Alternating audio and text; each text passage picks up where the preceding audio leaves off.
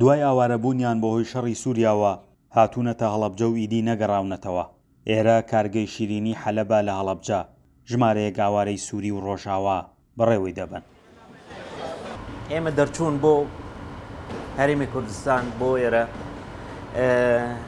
حسمان بە ئارامی لێرە کرد. سەراحەت هاتم بۆ ئێرە سەر دوای ئەوە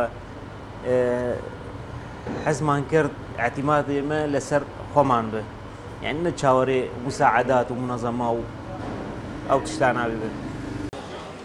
نزیکەی 10 ساڵە لەم کارگەیە شیرینی سووری و تورکی و عەرەبی دروست دەکەن. کارگەکە بووەتە ناوەندێک بۆ کۆبوونەوەیان و پێکەوە کارکردنیان وە خۆشیان دەڵێن لەگەڵ ئەوەی ئاوارن، بەڵام لە هەڵەبجە ڕاهاتوون. خەڵکی قامیشلۆم ڕۆژاوای کوردستان نزیکەی 12 ساڵە هاتوومەتە بۆ کوردستانی باشوور. ئێمە ئیشی شیرینەکەن، من وەستای شیرینیم. طبعا شیرینی سووری و عێراقی و تورکیش دروست دەکەن.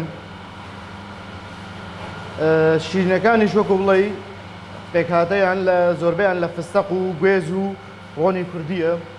وەڵی زۆربەی نەوعەکان وەکو بڵێ لە سووریا هەبوون، وەکو بڵێ ئەوانەی لە تورکیاش جۆری تورکی و ئەوانش دروست دەکەن. بەڵێ قوربان وەکو بڵێ سووری بەتەنیا نییە، ئیسە 3-4 جۆری هەیە. وەکو بڵێ وەربەکە تورکیە، لەفافەی گوێزەکە تورکیە. لەم کارگەوە ئێستا شیرینی زۆربەی دوکان و مارکێتەکان لە هەڵەبجە و هەورامان دابین دەکەن، کڕیاری تایبەت بە خۆشیان پەیدا کردووە.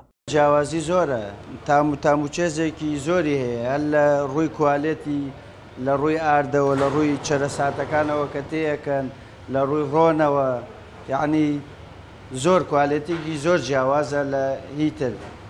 بەڕاستی زۆر خاوێنە و زۆر بەلەزەتیشە، تامێکی زۆر خۆشەیە.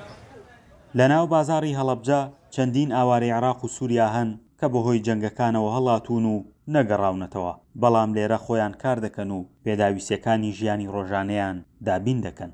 فەرحان هەورامانی، دەنگی ئەمریکا، هەڵەبجە.